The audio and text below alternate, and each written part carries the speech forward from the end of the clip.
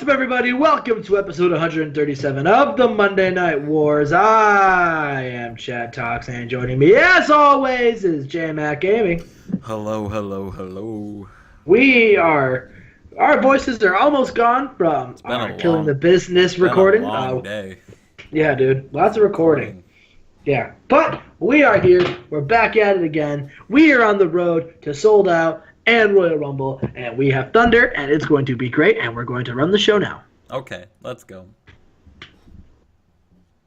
All right, and our first pre-show match, Fit Finlay defeated Saturn in 8:28 with a Tombstone pile driver. Why'd you book this? I just wanted to get Finlay on the card. You like your Fit Finlay. I love Finlay. Okay. What about this next match? All right, well, this is Louis Spicolli. We hired him back. He was on ECW, and he was getting over, so I hired him. And he's making his debut on the pre-show with his former ECW running mate, Hardcore Balls, and in a pre-show match, Louis Spicolli and Hardcore Balls defeat Shark Boy and Hurricane at 8:14 when Louis Spicolli defeated Shark Boy with a Death Valley driver. Damn. Death Valley driver, but he is the weak link in only a 32. Yes. Something to look at. Something to look at. And I remember why you fired him in the first place. Welcome back, Louis Spicolli. Welcome back. Right. Man. Yeah. Oh man. Louis Spicolli. What a signing right here. What a great signee. Alrighty, and then I'll let you describe this since it was yours. Look, I just wanted a pre-match that wasn't shit. So here is Bret Hart, Scott Steiner, and a 17-minute barn burner. Gave it away on the pre-show. Gave it away on the pre-show, but you know these two can go have a good match. Don't yawn. Sorry, man. That's killing the business for me right out. But anyway, so we start the show off. They're doing the contract signing between Chris Jericho, Bret Hart, and Randy Savage.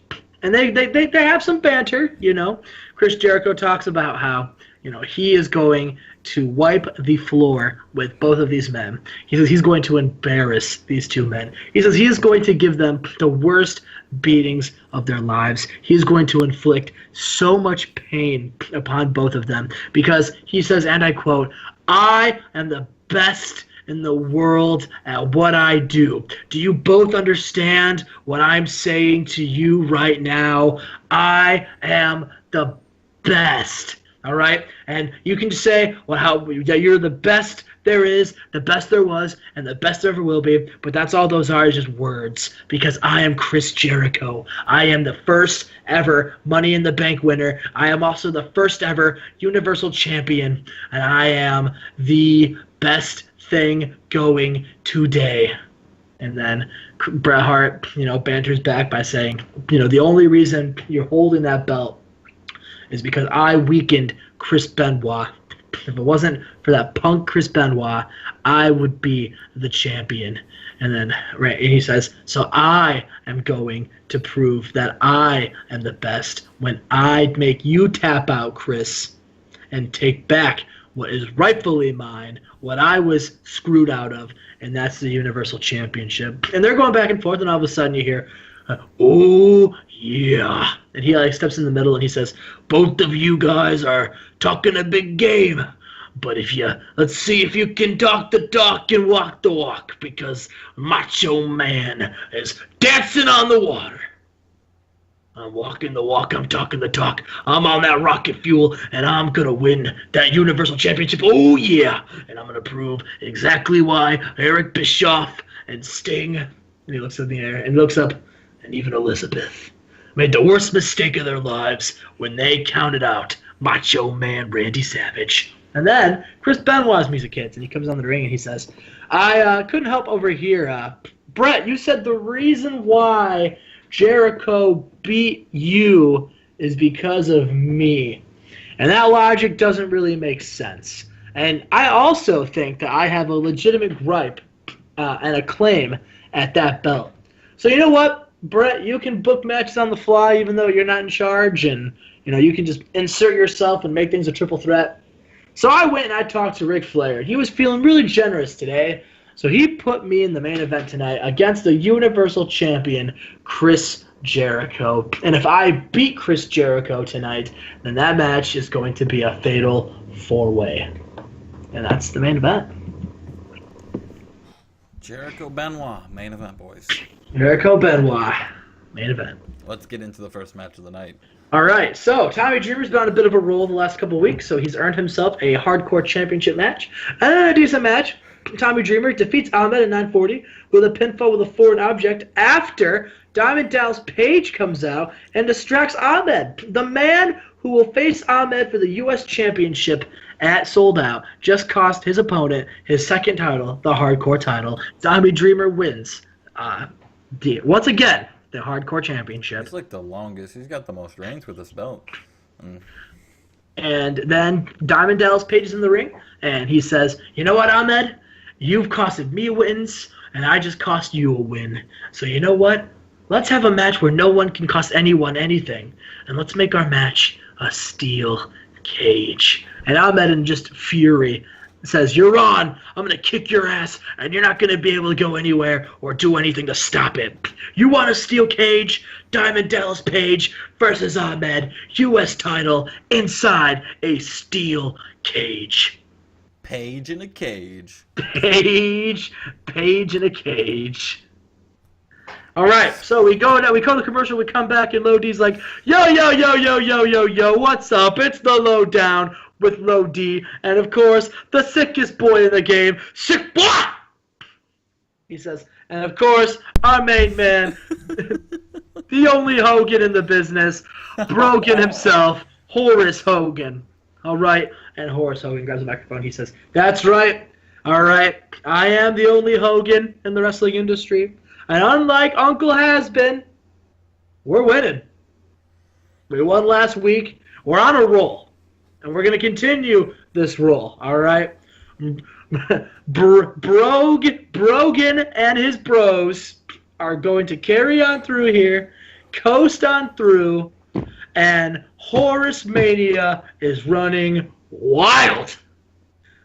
So we beat Shark Boy and Hurricane. All right, so now we're going to call out another tag team that want to come down here and challenge Low D and the sickest boy in the game, Sick Boy.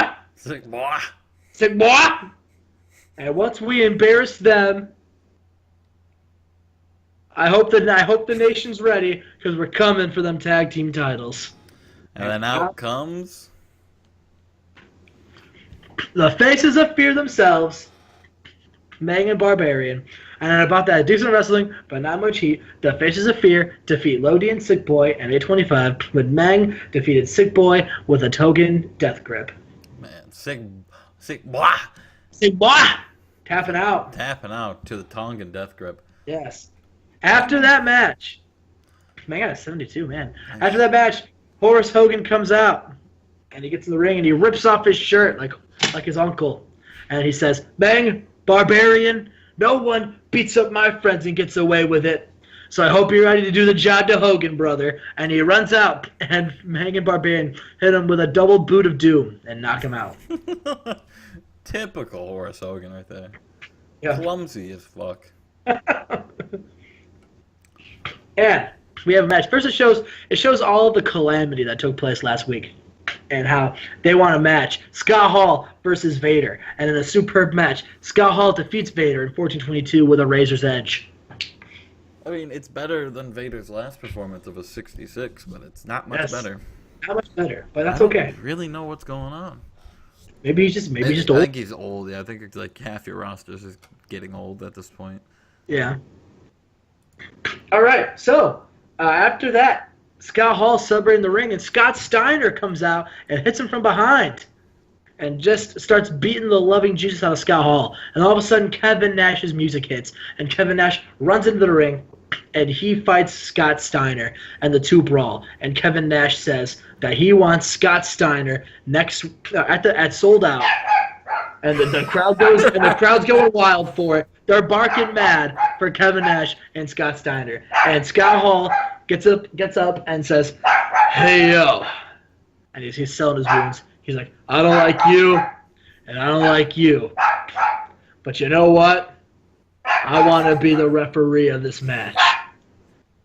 So it's going to be Scott Steiner versus Kevin Nash with Scott Hall as a special guest referee. Big time match right there. Big time match. Gee, is that dog right in your mic? No, he's like across the room. Damn. Hey, stop barking! Showed him what's what. All right. Oh, maybe not. All right, so, in a good match, as advertised, Alex Wright defeats Ric Flair in 1940 because it was the last man standing, so it was not by pinfall. And here's what happened. So the two brawl all over the place. They brawl in the ring. They brawl outside the ring. They brawl on the ramp. They brawl in the crowd. They brawl in the parking lot. They brawl in Ric Flair's office. They brawl in the locker room. And then finally they go back to the ring. Alex Wright gets a distraction from a man in a hood, from a hooded man, and no one knows what's happening. And then all of a sudden, he hits so the hooded man hits Ric Flair. And after that, Alex Wright locks in the STF and knocks Ric Flair out. And Ric Flair is unconscious. And while the ref is counting to 10, Dusty Rhodes from commentary just starts laughing.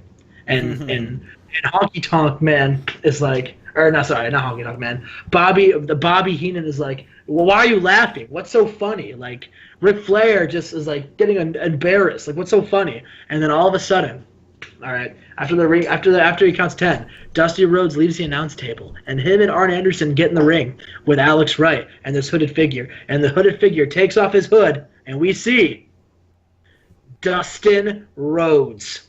That's right. Arn Anderson grabs a microphone and says, like I said, fortune is here. Alex Wright and the son of the American dream, Dustin Rhodes. So a little backstory. Once a couple episodes on Raw, we ran that redemption angle with Goldust, and he wrestled high on drugs again, and I wasn't going to send him to rehab for another 6 months, so I fired him, and WCW picked him right up. Yep. We wanted to keep that one under wraps until he debuted. Yes. And look who wasn't on drugs or drunk or high during Wasn't in a match. A new change of heart. Louis Spicoli was. I'll probably fire Louis Spicoli soon. So anyway, in about that good wrestling and disreaction from the crowd, Dean Malenko beats Stevie Ray with a Texas Cloverleaf and becomes the #1 contender for the tag team titles. Now, who's going to be his champion? Who knows? We know he teamed with Perry Saturn earlier in the month, but I don't know if he wants him to be his partner. We'll have to see. We'll see. We'll see next week. And in your main event, big. And in our main event, there you go. And about that great wrestling and a decent reaction from the crowd, Chris Benoit defeats Chris Jericho in 1547 with a dragon suplex, and makes it a fatal 4-way match. And all 4 members get in the ring and they just stare at each other. That's like a solid way to end Thunder this week. It's gonna be like 85, I think. 86. 86. All right, guys. We're on the fast track to pay-per-views. Make sure you leave a like. And we will see you guys later. Leave a comment also, and then hit that subscribe button if you have not. Yes, the 370 stream. 370 fucking choo-choo trains. I'm going to get shot out of a cannon. It's going to be great. Yep, and we will see you for the next one, when it's the go-home show to the Royal Rumble. And sold out. I'm looking at my notes right here, guys. I have the Royal Rumble planned out. I hope you guys are ready. I would hope you have it planned out. I'm excited. Every entrant, everyone who gets eliminated by each one person. It's not like last year's where I just like, oh, fuck, I got to put it together real quick. I got stats and shit. Oh, I'm excited. Big stat boys. We'll see you for episode 138 and 139, 140, 142, and you know the rest. Fuck the Elite.